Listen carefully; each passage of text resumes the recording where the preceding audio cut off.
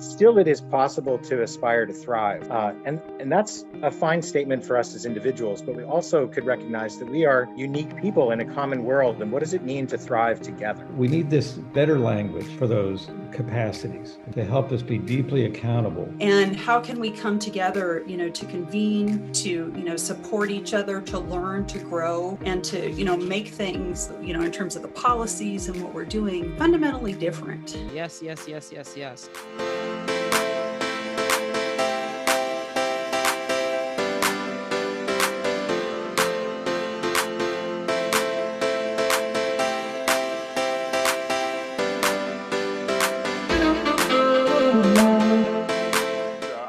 Waltuck with the Plexus Institute, and it is my pleasure to be able to help facilitate and run some of the Zoom stuff for everybody and help everybody out. And I believe my colleague and friend Prusha from Plexus has got some introductions and is going to kick us off, and then it'll go over to Arvind and others. Welcome everyone. This is Plexus Conversations, and you can see their brief bios on the screen, and you can see more at the Plexus webpage, plexusinstitute.org. And I see these are brief bios, and we're going to turn it over to Arvind Singhal, who's a professor at the University of Texas, and he has international appointments as well. And he's a veteran of positive deviance and liberating structures and entertainment education. And he's going to be our facilitator and moderator. So thank you, Arvind. All right. Thank you, Bruce and Prusha, and greetings to all from New Delhi. As many of you know, a city in some anguish, in a country that is in deep, deep pain.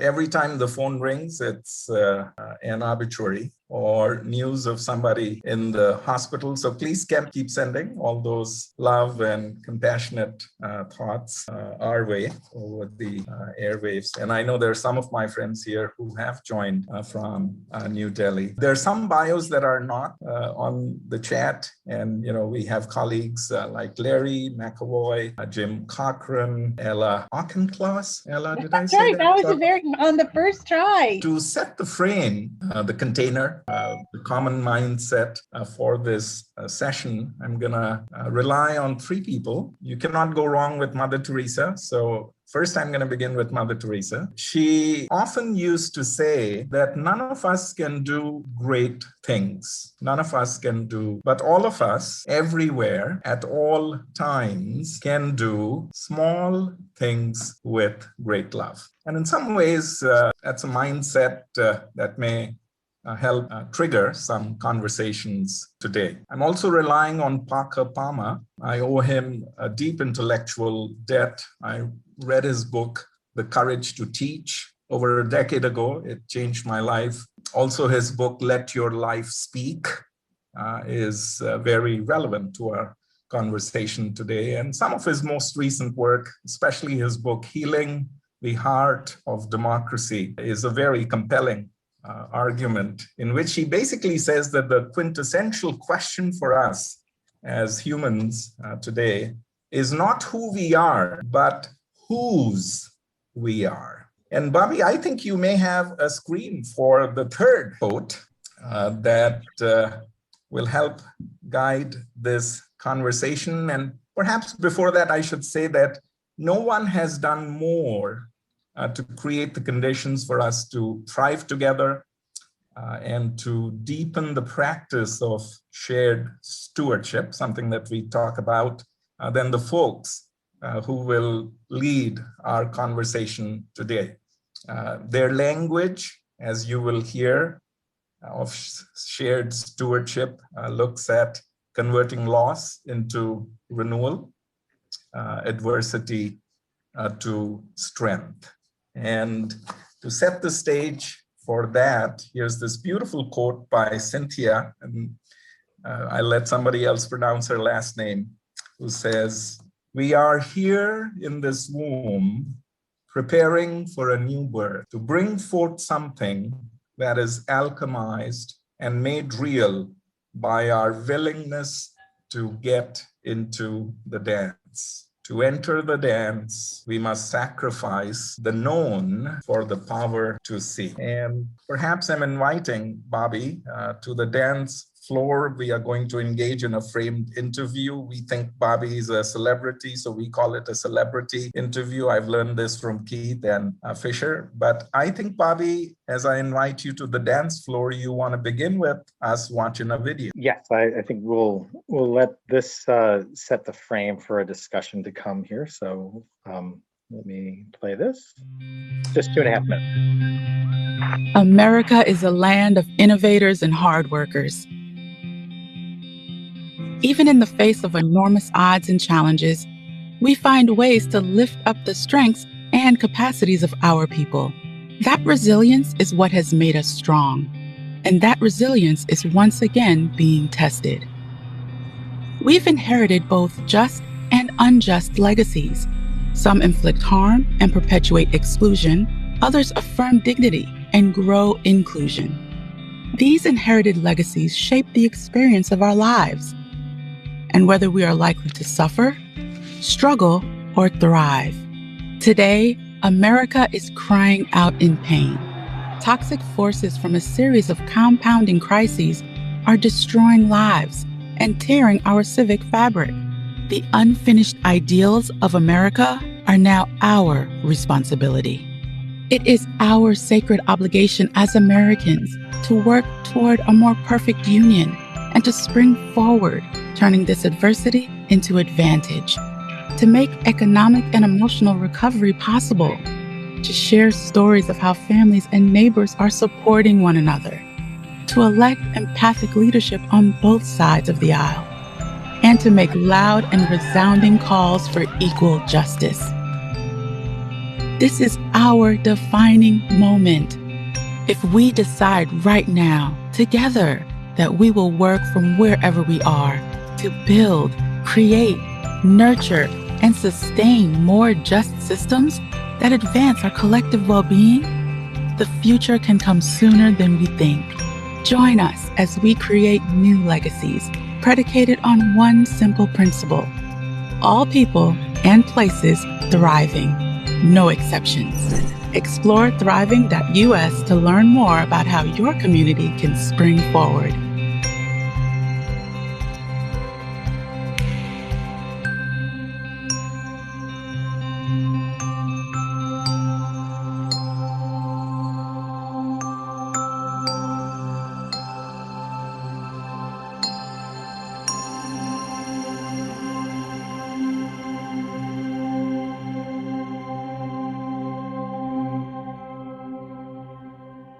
Thank you, Bobby, for that video. And clearly, while the reference is to the United States, but no matter where you are, whether in Germany or in France or the UK or El Paso, it speaks to our local, regional, national context. So Bobby, one of the things that I learned from you in the first call we had was this statement, which I carry with me very close to my heart. And that is that we grow in the direction of the questions we ask. And so I'm going to ask you a few questions. And the first one is, we're talking about creating a new legacy of thriving together. And how did thriving together become such a prominent focus? You know, that quote about we grow in the directions of the questions we ask, I learned it from Otto Scharmer, who many people in this call may also know. Otto is got a great deep understanding about how we become incredibly present to the circumstances that we're living in and still strive for transformative, pattern changing, results. And Otto's work in some ways fueled the aspiration for recognizing that even amid adversity, even amid intense loss, would be the simplest way to name the nature of the renewal that we're looking for is the experience of thriving. I think a lot of us know what it means to thrive, and sadly, we know also what struggling and suffering looks like. And there is immense suffering happening on a global scale at the moment, but still it is possible to aspire to thrive. And that's a fine statement for us as individuals, but we also could recognize that we are unique people in a common world. And what does it mean to thrive together?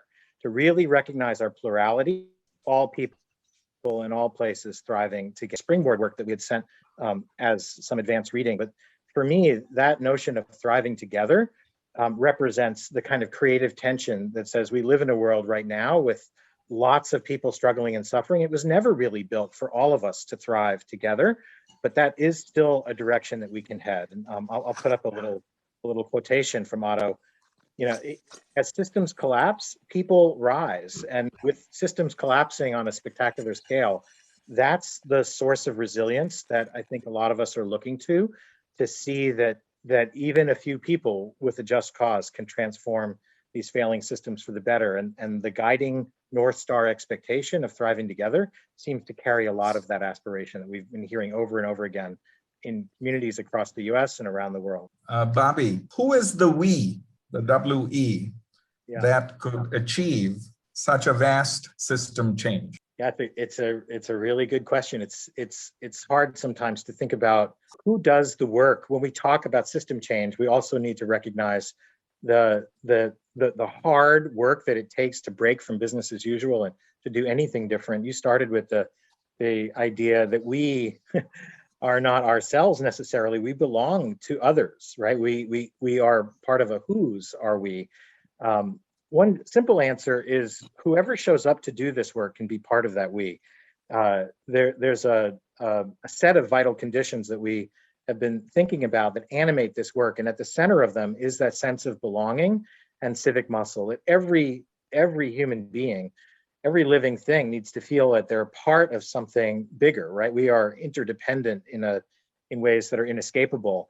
And it's not just that we belong, but also we have things to bring, that there are talents and capacities and cultures that can be brought together to solve problems and to do work that none of us could do alone. And so that animating force of belonging and civic muscle then expresses itself in what we can do to shape a thriving natural world and to assure that all people have the basic needs for health and safety, clean air and clean water and nutritious food and routine healthcare and also humane housing and meaningful work and wealth, lifelong learning, reliable transportation. These are the basic conditions for allowing people to be able to participate and prosper and reach their full potential. And so those, the sort of work of springing forward, even amidst adversity, begins with every person who is able to expand the circle, who feels that they belong and really build the civic muscle to allow us to do work that none of us could do alone. Bobby, for those of us who may say that it seems a little overwhelming to see one's own positionality in this vast shared work, how do we find the strength to become better stewards? Well, first, it's helpful to define the role, right? I mean, a lot of times it helps to have a word for things that that sort of distinguish the mindsets and actions of people and organizations. Until we had the word entrepreneur, it wasn't so easy to see what was that special drive of creative energy that allowed people to be doing remarkable things in business, or to migrate that word entrepreneur to social entrepreneur. But those people and organizations who see themselves immersed in a system that none of us fully understand, but still feel like we can be stewards of that system, right? I mean, our well-being depends on a system designed long ago that was never built for all to thrive. And yet we can still act with clarity and intentionality, with courage, to step up into roles as stewards. And so that's the beginning of this work, is to see, we have a working definition of this that sort of identifies the basic commonality for anybody who steps into this work as taking responsibility with others in order to create the conditions that everyone needs to thrive, and really beginning that work with clarity and solidarity with those who've been struggling and suffering. So anybody can be a steward. The issue is that this work of shared stewardship is so often unseen and uncelebrated. Our group at Rethink Health last year interviewed a number of people and organizations who fit this definition, who see themselves as stewards of systems that shape our lives together. And it becomes very clear that the people doing this work are impressive and yet still very disconnected and disparate and frankly outmatched by the forces of injustice. And so a lot of, in many ways, this work is resting on, our ability to come together and to step into roles that none of us were trained in or necessarily socialized in to play in our day jobs. But now our lives and our survival may turn on our ability to step into roles as effective stewards together, to expand those vital conditions and create circumstances where all people need to thrive. And that probably turns on as much internal capacities as it does on the work that we do in the outer world. How do we find the moral strength in ourselves? And how do we cultivate that sense of kindness and creativity in others and channel it toward this North Star expectation of people thriving? Was sort of the play on words for the title of this session, was how do we, if our goal is to establish vital conditions in the world to thrive, we're going to have to find the vital capacities in ourselves to do this work. And that's sort of the frontier of a lot of this inquiry that I hope we have today with the colleagues assembled here. Well, let's invite to the dance floor to join in a fishbowl conversation 3 other colleagues who are stewards in the right sense of the word, those who use language to not just talk about the leading causes of death or mortality, but who insist on talking about the leading causes of life. Gary Gunderson, Dora Berea, a steward par excellence, has a very compelling story. And my dear friend Larry McAvoy, an emergency room physician who derives strength and inspiration from the ecology of biological systems and the natural world. So Bobby, you are, of course, invited to join the conversation as well. And I guess I turn it over to the 4 of you, and you may think of a talking stick and begin, whoever. Gary, perhaps, or maybe Dora, perhaps. Gary, why don't you go first? Yeah, I was afraid Dora would say that. Two thoughts occur to me. We've alluded to the body of thinking around leading causes of life, and Dr. Jim Cochran facilitates, nurtures this, and sort of is a steward of ideas. But the ideas, what are they for, and why all these words? There's so much work to do. People to vaccinate, people to feed. So much practical work to do. Why all the words? And what we find is the need to develop stronger language that helps us become the people the world needs us to be. And in many cases, we have the same positional roles, but we find that many of the positions that we serve in were actually built around understandings of how important it was to fix something broken. And so we find ourselves in roles that actually don't fit the generative potentials, the vitalities we want to not just do, but live into. We want our lives to be about life. And very early on, when TC and I, Heather, others here, were working on that body of language and asking, what's it for and why that language? The language helps us become deeply accountable for the vital capacities that we find turn out to be universal. They're even in me and us. They're actually there. And so we need this better language to help us be deeply accountable for those capacities. And the second reason we need life language, not just functional, professional, do a better job language, is Dr. Paul Lorienti pointed out. You don't really need life language unless life is complex. Well, it turns out it is complex. And part of why I was thrilled to see Bobby's graphic that emerged in this writing of the Thriving document was the first time I'd ever seen a screen that actually had a lot of stuff on it about adversity on the same screen with a lot of stuff on it about vitality and well-being. And so it was a complicated slide, but it didn't quite bump all the way over to what a Plexus crowd would say qualifies as complexity. And so what I'm eager for in this fishbowl in our conversation to help us be deeply accountable for playing roles that help us live out of our vital capacities, but do so fully conscious of the radical complexity of what we're engaging. That's really why I was so eager. And I said, we just got to do this on Plexus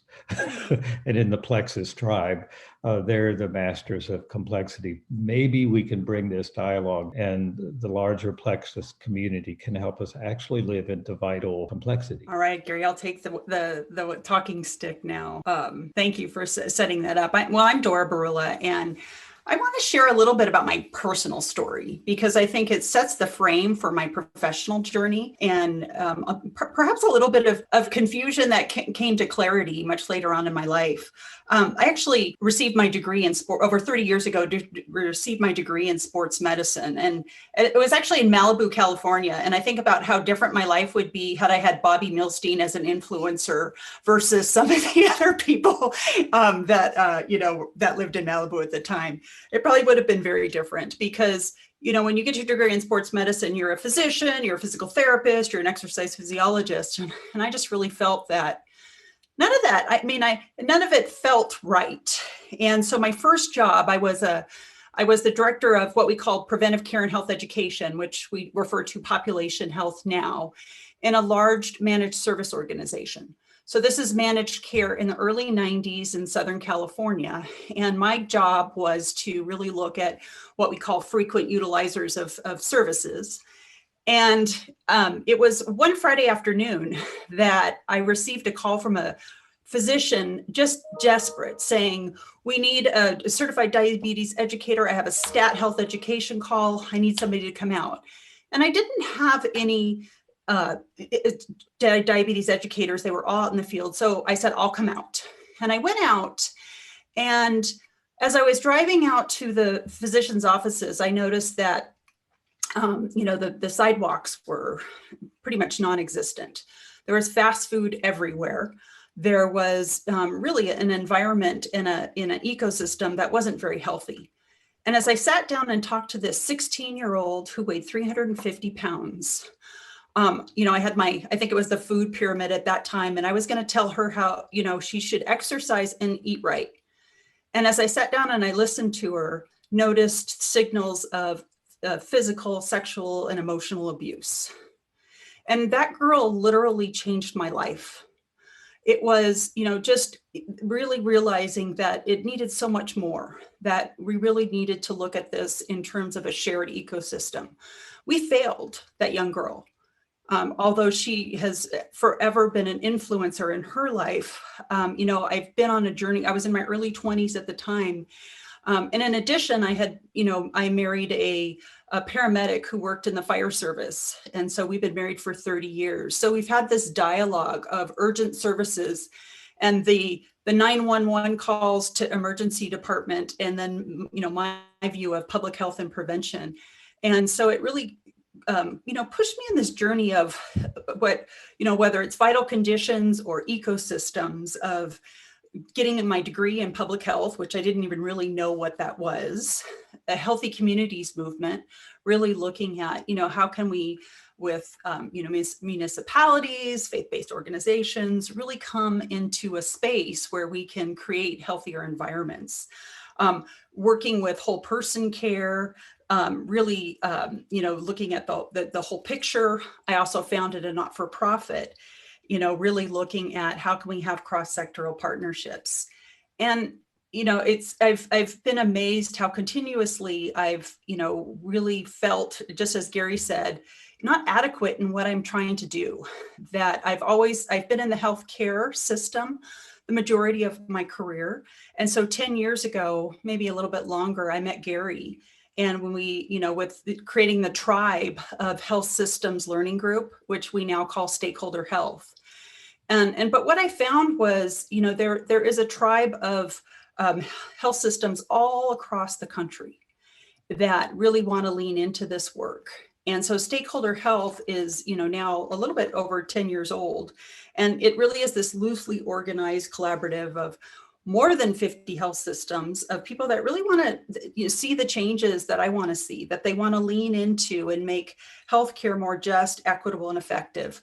And how can we come together, to convene, to, support each other, to learn, to grow, and to, make things, in terms of the policies and what we're doing, fundamentally different.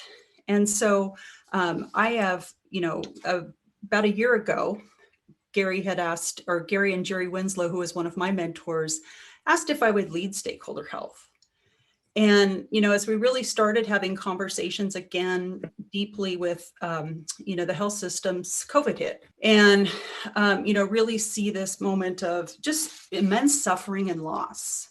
And getting back to, how can we have adversity into strength? Saw this moment in time and this opportunity to really look at shared stewardship, that we, how can we come out of this creating that, that shared vision, the shared learnings, and do something fundamentally different.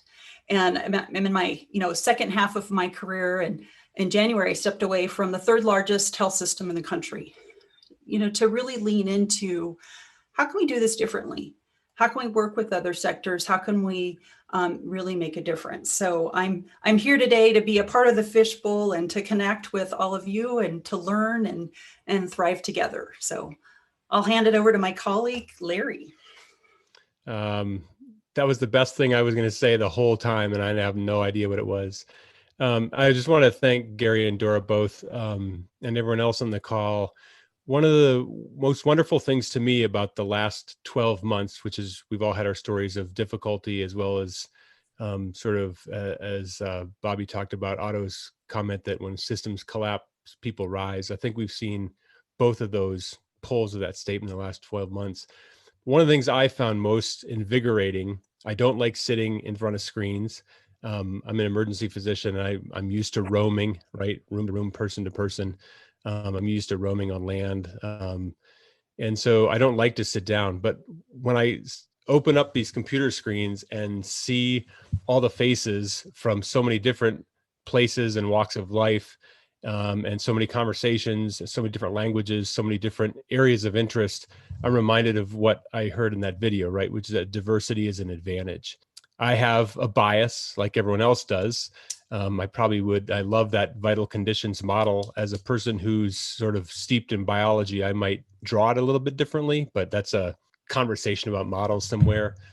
One of the things I'm interested in lately is this idea of infection. As I've worked in the emergency department and considered my life as a recovering healthcare CEO, and as a person who takes care of a piece of land that we agreed to steward 25 years ago when it was badly damaged from at least 80 years of abuse, and was on land that had been a mere 5-6 generations ago populated with bison and indigenous people. Certainly had a lot of room to think about these things, and probably like all of us have felt often very small and wondered, how does this happen? And along comes this coronavirus, right? As I like to say, no business plan, no name, no Twitter following, no social station, no spot in a box. It is literally anonymous nothing on a planet that has all of these, what do they say? Compounding crises. And yet it moves floridly, right? All across the earth. We ignore it, it moves. We panic, it moves. We argue, it moves. And so, I was thinking a bit lately, what are the pathogens that allow us to thrive together? What social infection actually allows us to become generative within each of us, between any of us, and across all of us? Is that possible? And the pandemic would suggest yes. I mean, we may not like the pandemic, right? It's a icky packet of RNA single strand virus or whatever its construct is, but it's unbelievable in its power to captivate our communities and to run through them and in them. And so is there a flip side is one of the things I've been thinking about. To Bobby's point about stewards are kind of rare and amazing and unseen and unnoticed, which is in a way what I like about stewards, right? We're not into ego. Stewards are people that are willing to be anonymous at one level. I remember years ago in the ER, a woman asked me as I was sewing her daughter's face. Her daughter had been jumped by a gang, and her daughter couldn't speak because her mouth was all hamburgered. And so her mother and I had an interesting conversation for about an hour while I was working on this young woman. And she told me her daughter was most worried about going to the prom, which is about 6 weeks later. And we were talking, she said, "Why do you do this?" And I remember asking her, like, "What do you mean? Why do I like to sew faces that are, lacerated and disfigured? Why do I do this job? Why this specialty? Why here? Why now?" Lovely woman. And she said, "Any of it, really. Like, why are you here?" And I remember, sort of in that nice fugue we get into when we're kind of on autopilot in one zone and our mind can wander freely. I told her, I said, really, someday, maybe next month at the prom, but someday this young person is going to get married or have a child or, celebrate her own child's wedding or whatever else. And in these moments, we would like her to be happy and not remember us, right? That her focus shouldn't be on us. And she ended up writing me a thank you note about 2.5 months later. She wrote a hand-drawn line drawing card. It was really nice. And she included a picture of her daughter with her prom date. And she said, "You know what? She didn't think a word. She didn't have a single thought about you all night long," which was great, right? So that to me is, those are the millions of tiny things that happen every single day in stewardship, right? And so is it possible, I think, to create an infection of stewardship? I think we do have what I would call the dominion pathogen. I call it acquisition, convenience, and gratification. That when people orient around those things, we kind of create some bad stuff, right? Not that any of them are bad. If you don't have a shirt and you're cold, acquiring one is a good idea. So what does the stewardship pathogen look like? I think it's contribution, connection, and gratitude. And so as I look at biology, my native language, and I would argue the operating system of this planet and all living things, thriving together to me means finding a way for people to be able to relate anywhere, anytime in an experience that they find, I would call it generative or fruitful. The language gets in our way here, to Gary's point. And in my whole life, I mean, whether people were beaten or shot or they were in an organization where things weren't going well, the ability to relate is always in some way something people can migrate toward, they're attracted to, they come into it. Keith and Fisher do this so well with the liberating structures, right? I mean, people want metrics, they want results, they want things to shift. But really, when you go down to the tiniest of things, if we redesign the way we relate, then thriving starts to happen at this infinitesimal thriving level. And somewhere in our brains, we go from acquisition, convenience, and gratification, a defensive, aggressive, power-seeking posture, to, you know what? I want to connect. I want to be part of. I want to listen. I want to understand. And that shift in our brain times 7 billion people, 5 minutes a day would be amazing, right? 10 minutes a day would be amazing times 2. So just some random thoughts. I'll go back on mute now. It's incredibly gratifying to hear the common thread across all 3 of those, which is in some ways large and small, a pivot from sort of recognizing the illusion of separateness and how it shows up in our work to creating experiences of interdependence, right? Even small experiences of interdependence can draw more people into this work and cause us to be participants and sort of partial co-creators of something bigger than ourselves. So that's at least one thing I heard from those 3 comments really quickly. But back to you, Arvin. Terrific. Now we can keep going on. This is such a gift to have the likes of Gary and Dora and Larry and Bobby, and these conversations can continue. However, I'd like to break out metaphorically of this fishbowl and wanted to invite Ella as a sort of a, call yourself a respondent, a reflector. Thank you, everyone. Ella Auchincloss. I work with Bobby at Rethink Health and the Ripple Foundation. My title is the Director of Enterprise Innovation, but I sort of view my work as trying to operationalize a lot of the great ideas that Bobby and Gary and the likes of all of you come up with. A couple of things I heard that I'm reflecting on. I think a lot about complexity in our work, and I think a lot about how to design work for complexity.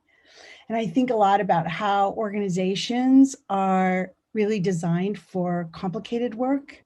I also think about leadership and how leadership is designed for complicated work. This idea of complexity requires a very different consciousness, human consciousness. Part of it is around being able to hold two ideas as true at the same time. The idea of being able to navigate polarity, the idea of looking for that unitive field. So I really see the vital capacities of stewards and stewardship. I think what we need to start doing is naming those teachers, those bodhisattvas who've come to us throughout human history that have taught us what it means to go below and to hold two things as true at the same time. Because as long as we're not doing that, then we can't hold the enormity of what it means to be a steward. And so in our work, we think a lot about how do we design tools and methods and help them see the system in a different way. But Cynthia Bourgeot, the person who said the quote at the beginning of the session, to me is a wonderful example of a teacher who is really trying to build that vital capacity that enables us to hold these complex ideas at the same time, to be able to navigate those tensions. And I think the other thing I heard, it wasn't said, but Bobby reminded me that someone said at some point in the last 14 weird months that COVID-19 is if you want to learn about interdependence, if you want to teach about interdependence, you need to look no further than the story of this pandemic as the ultimate exercise in that. And so I'm a learner. I'm a student in interdependence like all of you. Ella, I'm just pointing out that one of our super mentors, Henry Lipmanovich, is on the call. Welcome, Henry. And over to Jim now. Jim Cochran. Jim, I wonder if you want to reflect on what's been said, what you've heard, like to add. Thank you, Arvind, and thank you, everyone else. We'll keep it short.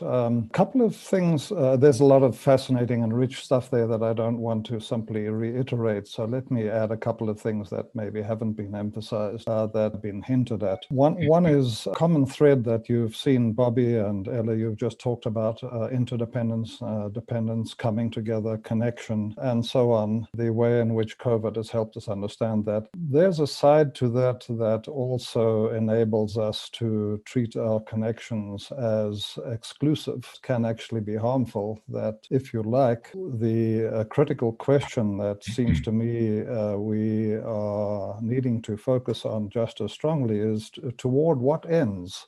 We can do all of this to different kinds of ends, and they're not necessarily all about thriving. They're not necessarily thriving just for everyone, but only for some and harmful for others. In short, I would say that part of what we have to focus on, which is key to also what we talk about in the leading causes of life circles, is the vital capacities are not just skills or tools. They are actually what's at the core of what it means for us to be human, in our ability to look at actuality, to see new possibilities in it, and to transform that actuality in the process. That's an extraordinary set of capacities we have. It's why we have planes and computers and Zooms, but it's also why we can destroy this planet should we so choose. And it's also why we can decide to trash a constitution or tell the big lie or not to do so in order to bring certain people into our orbit. In my reading,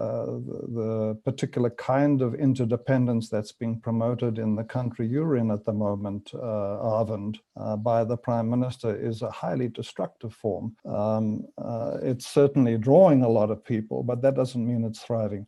I don't want to focus on the negative. What I'm really trying to deal with is to say that these capacities to transform both nature, which is partly why we are able to deal with COVID and through vaccines that were almost unthinkable even a year ago. We are also able to transform our relations with each other, and we can do so. Nothing we have built together is not being done in that way. Nothing we do together has not been done by people rising when systems collapse and building new systems, whether it's on a small scale or a large scale. The critical issue is towards what ends, for whom, how inclusive and how exclusive, including nature. Jim, thank you.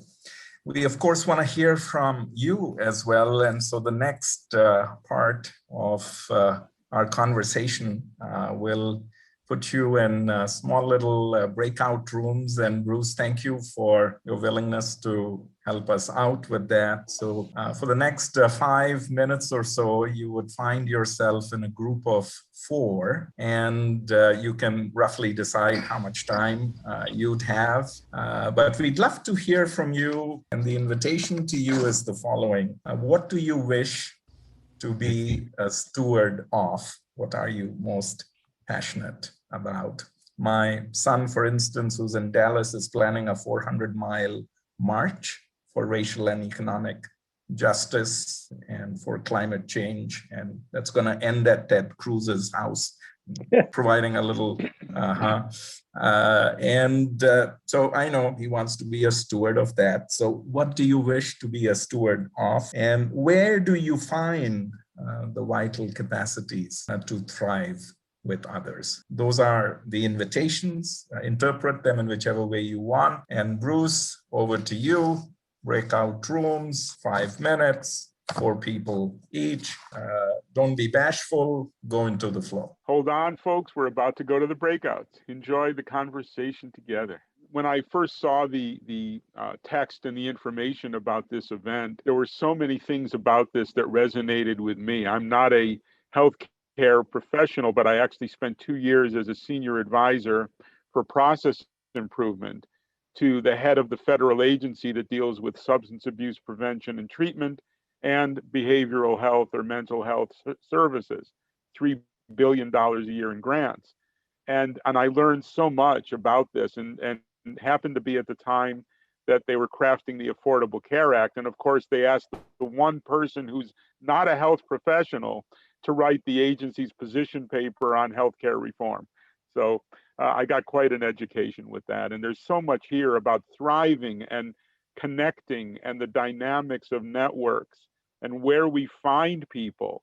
So the question, the framing question for the 4 of us here about what do we want to be stewards of?